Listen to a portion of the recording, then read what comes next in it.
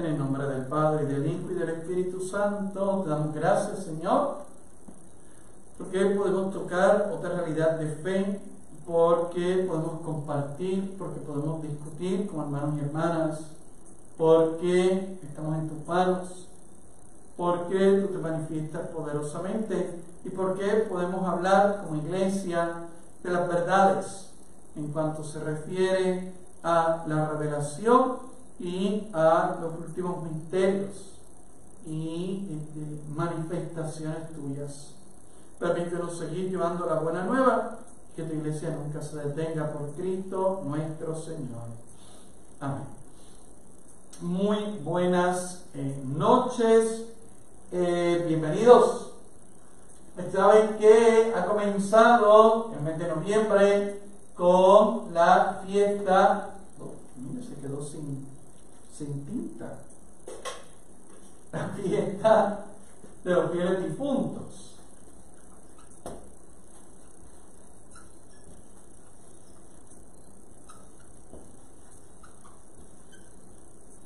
Y a partir de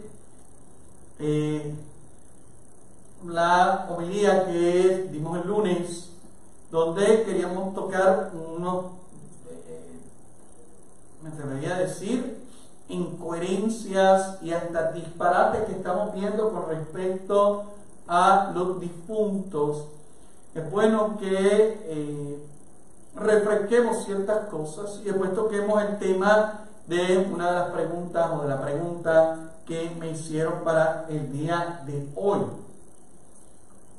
En principio, hermanos míos, no nos olvidemos que la muerte,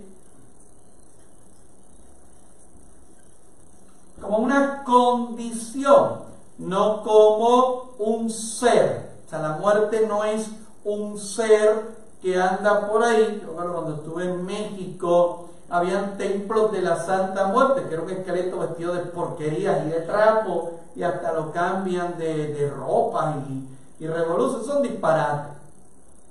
La muerte es una condición común y la muerte es parte del plan de Dios.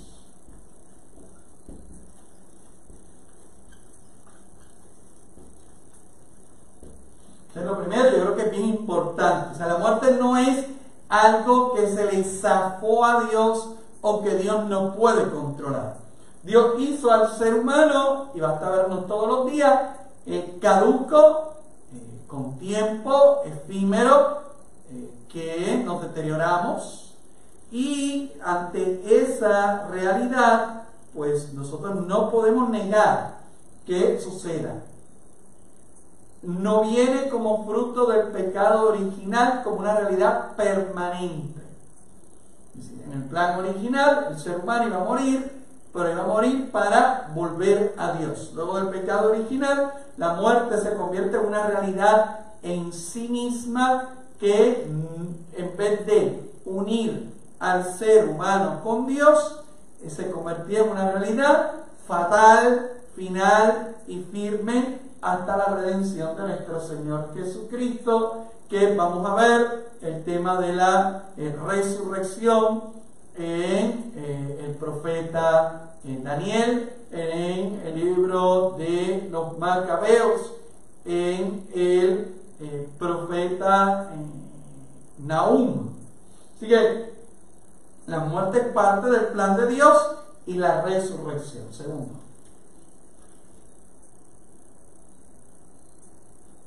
la muerte, así nos lo dice el libro de la sabiduría, como una realidad final, viene del diablo. Así nos lo dice el libro de la sabiduría. Por la envidia del diablo entró la muerte. Muerte como situación fatal, final y firme. Una vez que el ser humano muere, queda claro en el Evangelio de San Mateo, cuando venga el Hijo del Hombre, va a juzgar. El juicio, hermanos míos, es después de la muerte. Así que después de la muerte hay un juicio inmediato. Nos tendremos que enfrentar cara a cara con Dios para, como dice el Evangelio de San Mateo, dar cuenta de lo que hemos hecho en amor por el prójimo. Tuve hambre y me diste de comer, tuve sed y me diste de beber, estuve desnudo y me vestiste, enfermo y en la cárcel y me fuiste a ver. No pregunta cuánto rezamos, pregunta cuánto amamos al prójimo. Así que va a haber un juicio inmediato. Este juicio inmediato cierra el disparate que yo escucho con cierta frecuencia de que hay almas perdidas.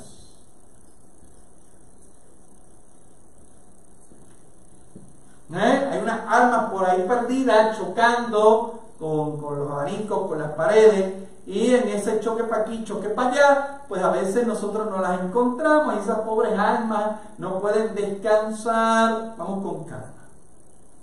Si hay un juicio inmediato a la muerte, pregunto yo, ¿dónde quedarían estas almas perdidas? Una cosa es que el Señor permita que ciertas almas se manifiesten para pedir oración o para interceder. Otra cosa es que esas almas estén fuera de la mano de Dios. Nuestro Dios es el Dios de vivos y muertos. No hay almas peregrinando por ahí.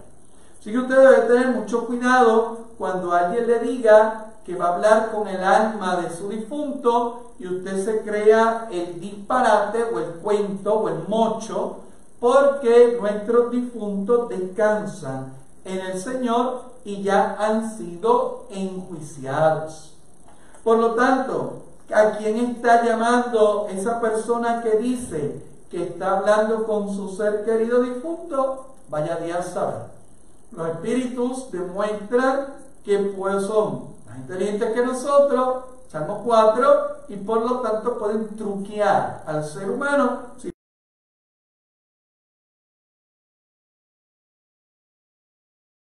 La presencia del Señor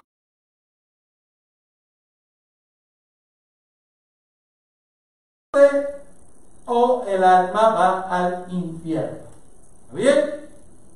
Esas son las últimas realidades.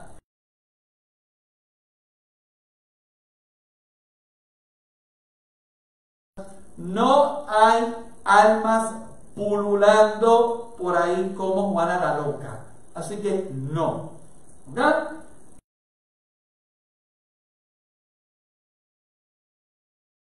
De fe que hay él.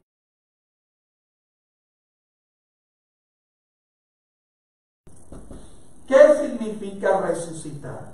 Resucitar significa que este cuerpo que Padre Luis tiene ahora mismo, algún día para la gloria del Señor, se va a levantar del sepulcro y manifestará la debilidad, una gloria divina. Por lo tanto, este cuerpo va a ser glorioso y este cuerpo va a ir a reinar con el Señor. Eso es lo que Jesucristo llama en el Evangelio el segundo juicio. Está el juicio del alma y el juicio de este mundo, o cuando los cuerpos se van a levantar. Las Sagradas Escrituras, hermanos míos, descartan, hermano, y lo mencionan. ¿Por qué no lo mencionan? Pues porque no mencionan tonterías. O sea, las Sagradas Escrituras no mencionan tonterías. Por lo tanto, la famosa reencarnación, lo voy a poner en esta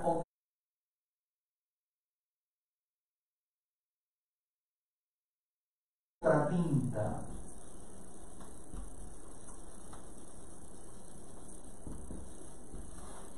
Es descartada en el cristianismo. No somos entes reciclables. Nosotros no es que nos morimos y empezamos a reciclarnos por ahí hasta que lleguemos al estadio de perfección llamado nirvana o trascendencia o la reorganización de los chakras, bla, bla, bla, bla, bla, bla, bla. No, sino que se va a levantar este mismo cuerpo.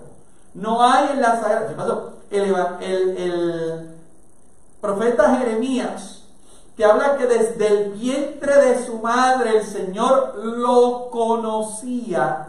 Cada ser individual nacido una sola vez. Repito, nacido una sola vez. El mismo apóstol Pablo dice que desde el vientre de su madre, no desde el vientre de su quinta madre, hay un ser único e irrepetible ante los ojos de Dios que el Señor conoce. Desde el vientre de tu madre te conocí y te llamé para que seas mi profeta. Esa hermosa experiencia de la individualidad. Me creó por amor y me creó único e irrepetible. No existe la reencarnación. Los otros días alguien me argumentaba para decirme a la reencarnación sobre estos ejercicios de hipnosis, en los cuales la persona que está hipnotizada asevera, declara, dice que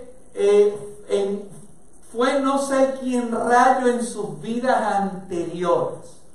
Y como fue no sé quién rayo en sus vidas anteriores, porque hipnotizada la persona, ¿verdad?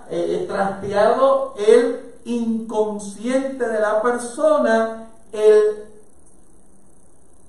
esa imagen que sale en la hipnosis es la que asevera que la persona tuvo vidas anteriores.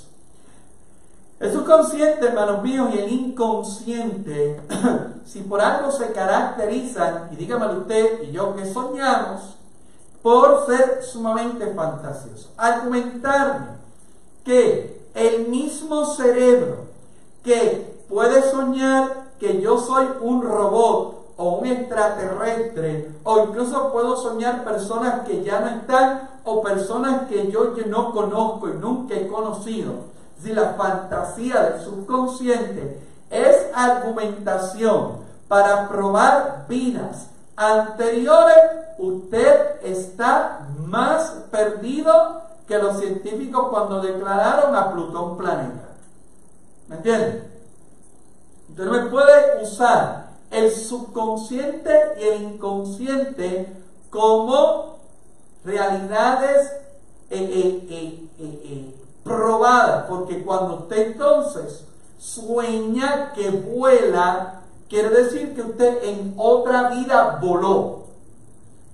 Y si usted es un robot, como yo he soñado que soy un robot, significa que en otras de mi vida yo fui un robot. Así que no utilicemos eso, porque eso no tiene ninguna base probada en el presente. Cuando el cristianismo habla de la resurrección, habla de la resurrección como un hecho vivido por el Señor Jesucristo, y una vez que el Señor Jesucristo pasó por la muerte y resucitó, volvió para decirnos que Él es vencedor de la muerte y que los que creemos en Él venceremos también la muerte. Fíjense, a diferencia de otras religiones, yo lo decía el lunes, que su libro sagrado dice tal cosa, nosotros, nuestro libro sagrado, la Sagrada Escritura, el único libro sagrado que tenemos, no hay ningún otro. Por favor, los protestantes no sean disparateros diciendo que el Código de Derecho Canónico es palabra de Dios, no seamos disparateros.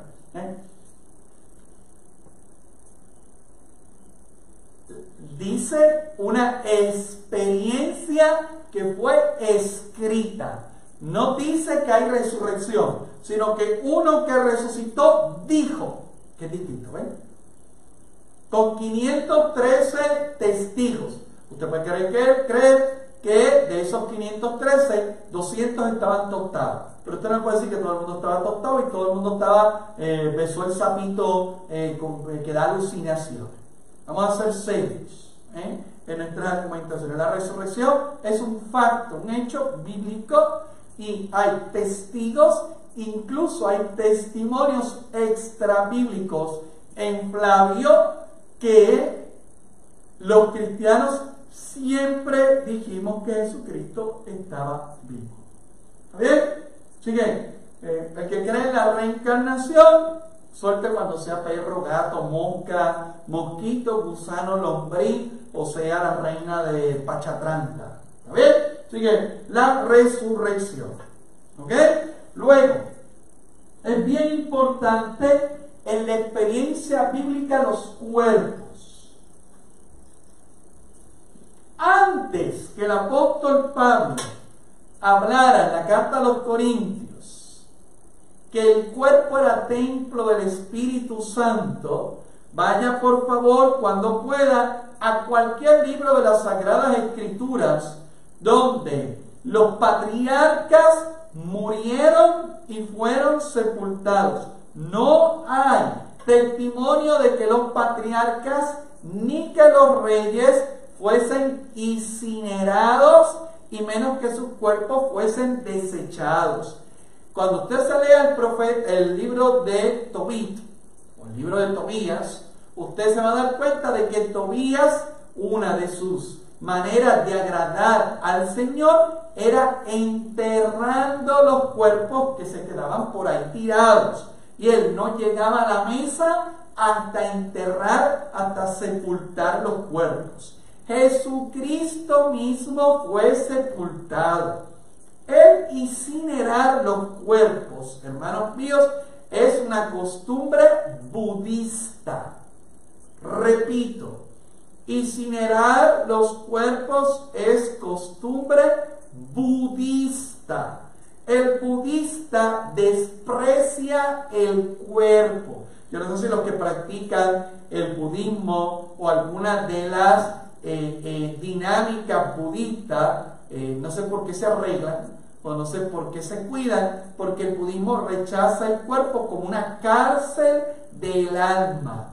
Aquí lo importante, según ellos, es el alma. Para nosotros no. Alma y cuerpo. El alma va a ir a juicio con el Señor y los cuerpos esperarán esta resurrección. Por lo tanto, estos cuerpos ni se botan ni se desechan. Esa mala costumbre que estamos poniendo como país de botar las cenizas como si estuviésemos hablando de desechos de un cenicero de friquitín de mala muerte.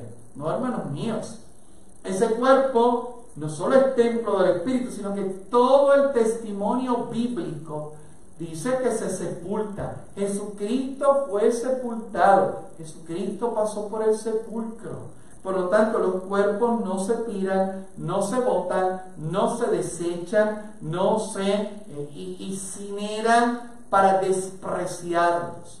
Que se tengan que incinerar por cuestiones salubres, como vimos hace poco con este asunto de la pandemia, o por un asunto económico, estamos hablando de otra cosa. Si se incinera por desprecio al cuerpo, o por odio al cuerpo, o por odio a la persona, es incorrecto, hermano mío, bíblicamente incorrecto. ¿Está bien? Yo creo que eso es muy importante porque estamos cogiendo unas malas costumbres que yo no sé de dónde rayos salieron. Rayos no son los puertorriqueños, yo soy puertorriqueño, los puertorriqueños son medio monos y nos encanta imitar todas las panguaterías que vemos en otros países o que vemos en otras religiones. No, vamos a ser serios en nuestras expresiones y serios en nuestra coherencia de la fe. Yo soy bautizado, mi cuerpo es templo del Espíritu Santo, una vez que yo muera voy a ser sepultado. Si me incineraron, mis cenizas van a ser sepultadas.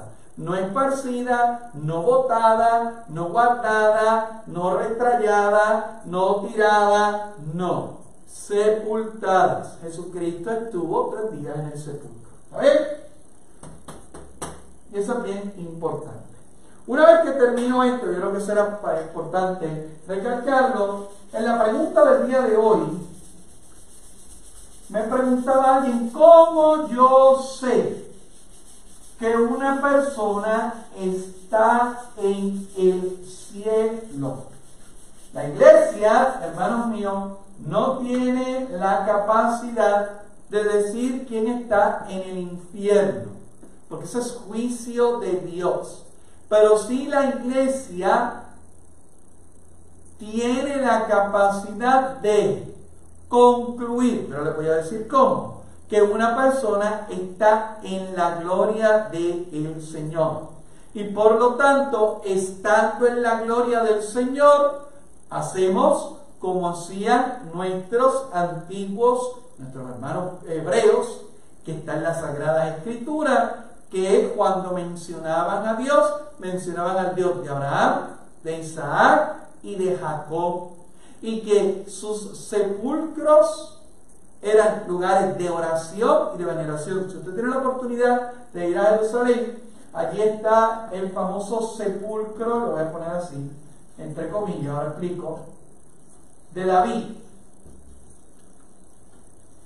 que es un sarcófago vacío, porque nosotros no sabemos dónde está el cuerpo de David, pero me llama la atención que hay un montón de hebreos murmullando cosas bastante maleducados que son. A mí me empujaron para que me saliera, son bastante malcriaditos. El sepulcro de David, que no es sepulcro de David, es un sarcófago vacío. Aún así, el hebreo va allí simbólicamente a venerar a un ungido de Dios. Por lo tanto, el que nosotros vayamos a venerar los cuerpos o que nos cuidemos de nuestros difuntos es bíblico. Los sepulcros eran venerados en las Sagradas Escrituras, si no preguntan a la Magdalena la noche de la resurrección. Si eso del sepulcro y de los cuerpos, como dicen los testigos de Jehová, son unos disparateros, los cuerpos no valen nada y después de la muerte no hay nada, ¿para qué la Magdalena fue al otro día al sepulcro? Pregúntese eso. Van al sepulcro de David, que no realmente no está, a venerar. ¿Cómo yo sé que un varón o una mujer santo, santa o justo, justa, está en la presencia del Señor? Porque hay una manifestación. Atentos.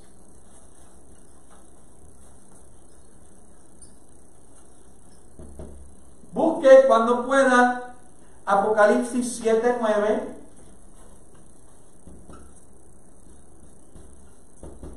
Apocalipsis 19:1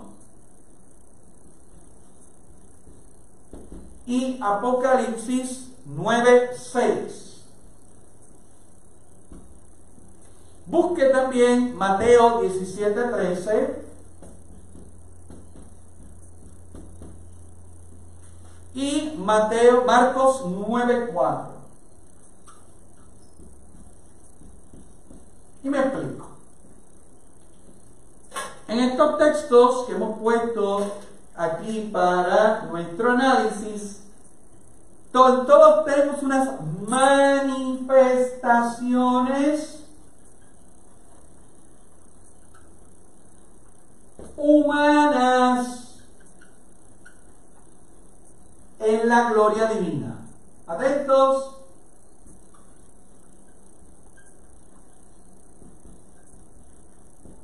Repito, en todas ellas vemos una manifestación humana, no espíritus, humana, es decir, una manifestación de que un ser humano concreto está delante de la gloria de Dios.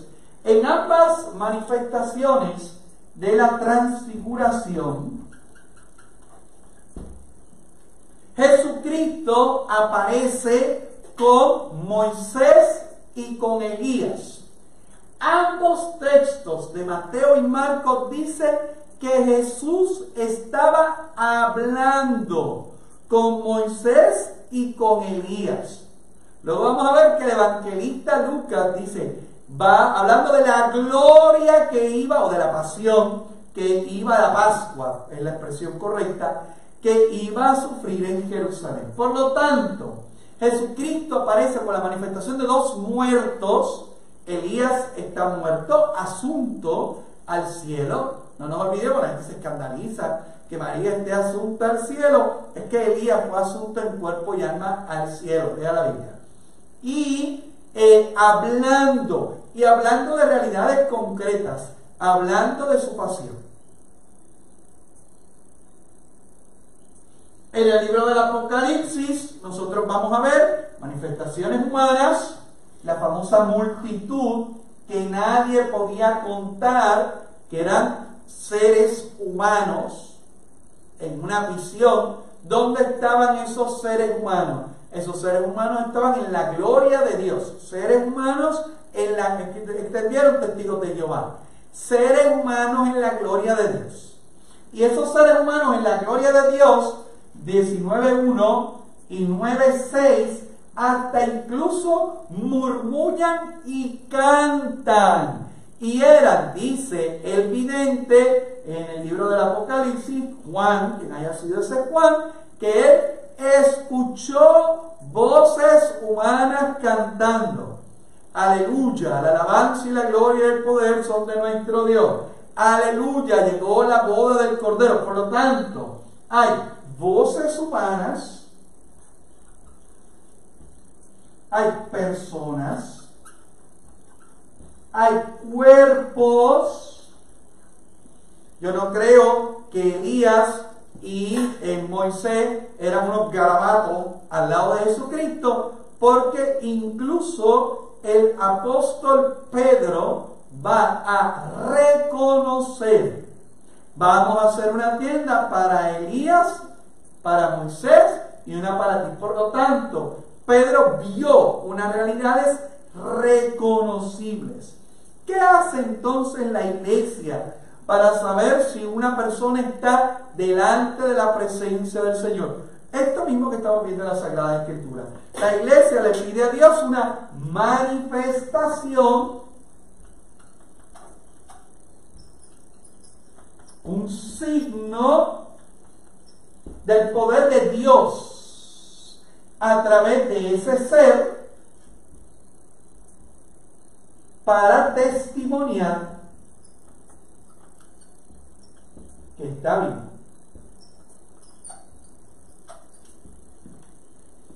Incluso cuando Jesucristo en la parábola del Evangelio de San Lucas de Lázaro habla de que Lázaro terminó en el seno de Abraham, y aparece Abraham como un personaje que habla. Hay cuerpos. El vidente que está en el infierno, el rico, en la condenación, mira y ve a Moisés y a Lázaro a su lado. Y aunque es una parábola, ese signo de que ve y de que sabe y de que incluso llama y de que incluso recibe respuesta cuando habla, es bien importante. La iglesia, que es la gran manifestación del Señor en la tierra, la iglesia entonces invoca al Señor para que manifieste, nosotros le vamos a llamar milagro, pero es un signo realmente, es decir, una manifestación divina de una sanación, o de una realidad que no puede ser humana o explicada o avalada por la ciencia. Por eso le llamamos milagro, pero prefiero la expresión signo. Y entonces, en esa manifestación, como ocurre en otras realidades bíblicas, el Señor manifiesta que esos seres humanos están con Él. Eso no nos debe de extrañar. Primero, porque Dios lo puede todo. Ponerle una tranca a Dios, ponerle un límite a Dios, significa que usted está en Tangamandapio, México. ¿Está bien? Así que aquí es donde está. Por eso es que se pide, por eso es que se piden los milagros para las canonizaciones, para las beatificaciones y canonizaciones de los santos. ¿Por qué? Porque solamente Dios puede hacer ese tipo de manifestaciones en las cuales los difuntos que están con Él en la gloria puedan decirnos, puedan manifestar, puedan hacer claro y evidente, que se vea, que se sepa, que haya testimonio, que haya testigos que están en la gloria del Señor. A mí me da muchísima pena que nuestros hermanos protestantes pongan esta realidad de la santidad en duda, porque entonces, ¿qué es lo que ellos esperan? No esperan reinar con el Señor, y ese reinar con el Señor es un reinar etéreo, ¿no? Es un reinar real, hay un reino real, una manifestación de Dios, una presencia particular de Dios, una transformación de nuestro ser a semejanza de Dios. Así que ahí nosotros vamos a ver esa manifestación que en griego se dice teofanía, es decir, cuando Dios manifiesta su gloria, la teofanía de la transfiguración, la teofanía de los ángeles del cielo cantando gloria a Dios en las alturas. Así que ahí te lo tienes. Y por eso es que nosotros lo hacemos. Y la iglesia entonces pedirá la oración de algún santo. Pues nosotros pedimos una gracia, es decir, que el Señor se manifiesta a través de este santo. Y ya. No, lo que pasa es que Dios no necesita ayuda. ¿Alguien ha dicho que Dios necesita ayuda? Es que a veces le ponen a la iglesia unas expresiones que pues yo no sé dónde rayos las sacaron. Las sacaron de un viaje estratosférico. Entonces nunca hemos dicho que Dios necesita ayudar. Y nunca hemos dicho que hay otro mediador fuera de Jesucristo. ¿Están escuchando, verdad? No hay otro mediador para salvarnos que Jesucristo.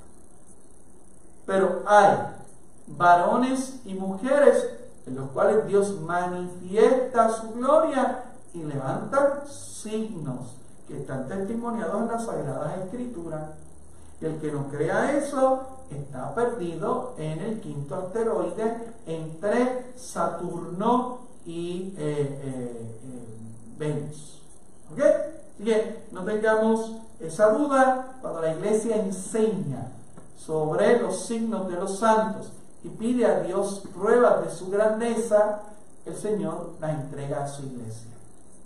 ¿Por qué no se ve en otras iglesias? Pues porque no son la iglesia del Señor.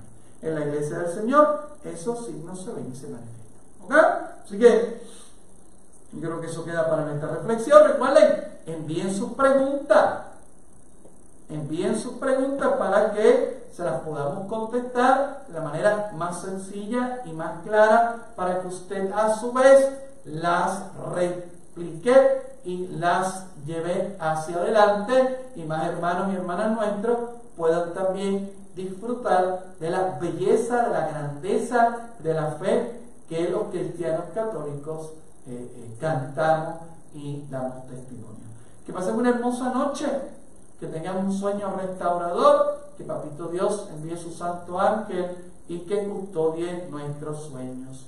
Ángel de la guarda, dulce compañía, no me desampares ni de noche ni de día, y no me dejes solo, porque me perdería.